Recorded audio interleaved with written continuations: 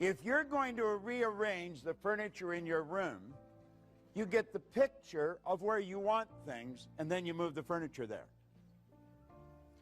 Everything we do it in our mind first. When we don't have a picture, we have confusion.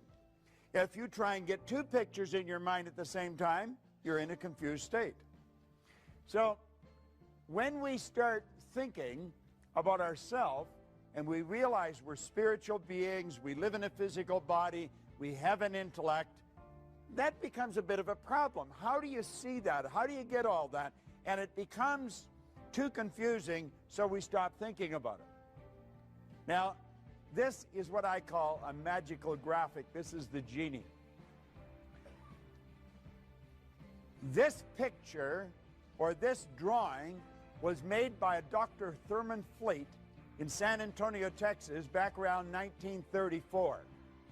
He realized, if we take this back a bit, that most of the healing arts dealt with the physical. If you're treating the physical, you're treating a symptom. You're not treating the cause of the problem. A lot of people are into holistic healing today.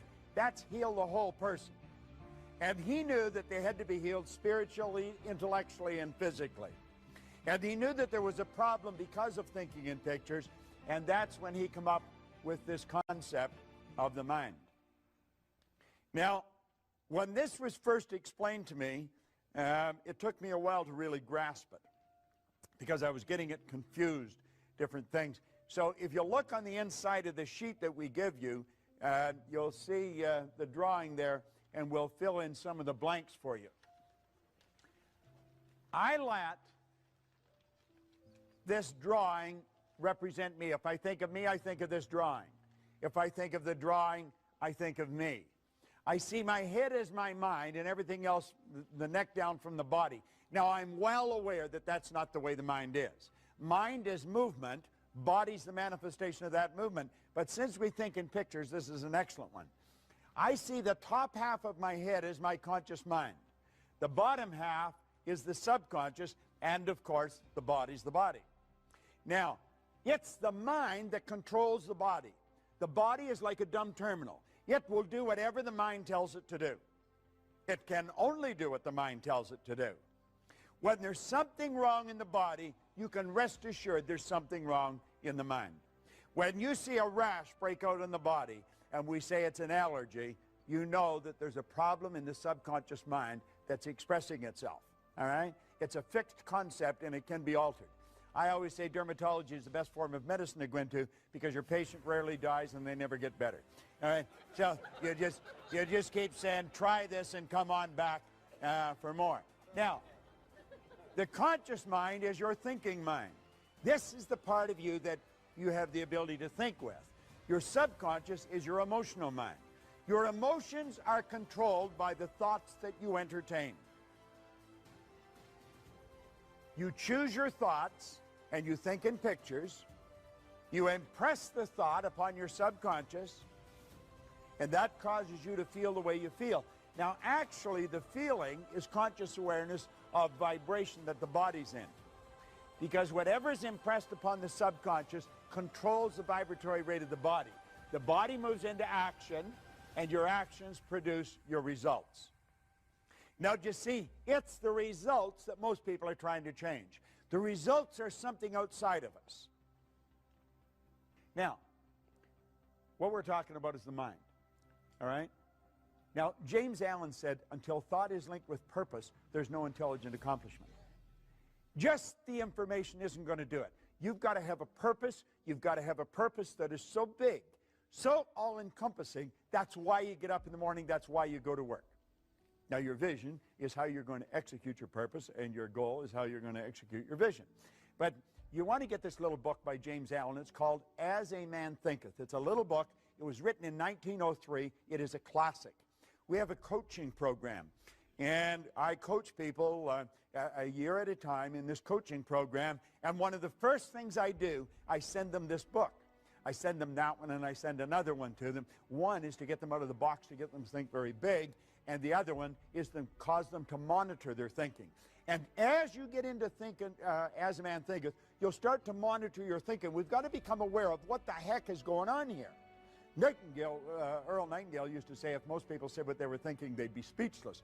And I'm inclined to agree with him. You see, we don't want to mistake mental activity for thinking. But at any rate, let's start again. And we'll say, there is the mind, and we'll break it into two parts. Now, this is where it starts getting interesting. I was looking for this book, and I had left it on a chair over here. If you're sitting on that, you've got some great energy flowing through, I'm going to tell you. Now, I have been carrying this copy with me since 1963. You can see I've had it for a while. Now, in here, he said that an educated person is not necessarily a person with an abundance of general or specialized knowledge. An educated person is a person who has so developed the faculties of their mind that they can acquire anything they want or its equivalent without violating the rights of others. How many of you know what the faculties of your mind are? Let me see a show of hands. 1, 2. Isn't this amazing? Hardly anybody knows what they are. How many people have a perfect memory? Just me? How many people would like to have a perfect memory? Now, you see, I want you to just look around. The audience is from different walks of life, different ages, different gender, and yet nobody had their hand up for perfect memory. Do you know that every one of us has a perfect memory? Do you know I could teach you how to memorize this book? There is no such thing as a bad memory. There's only weak memories. Memory is an intellectual factor. And you develop your memory the same as you develop your body, through exercise. If I put this arm in a sling and left it there, I think you know in a relatively short period of time, it would be rendered useless. If at the same time I was lifting weights with this arm, I'd have big, powerful muscles here. Now, it's fairly obvious I haven't done either of these things, but if I had, you know exactly what would happen. It's the same with our mind. What happens? People going around, I got such a rotten memory. You don't have a rotten memory at all. You have a perfect memory. Where did you get the idea you had a bad memory? Well, when you were a little kid, you heard your parents say, I got a bad memory. What do? I got a bad memory. You just mimic them. There's no such thing as a bad memory.